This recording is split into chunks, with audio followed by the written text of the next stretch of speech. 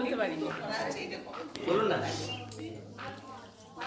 এই হসলার প্রত্যেককে, ছোট বড় সবাইকে আমার আন্তরিক শুভেচ্ছা, অভিনন্দন, বড়দের প্রণাম, ছোটদের আমার আশীর্বাদ, ভালোবাসা জানাচ্ছি।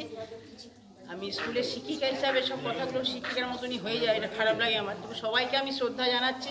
খুব ভালো লেগেছে এই হসলাতে আমি মেম্বার হয়েছি বলে।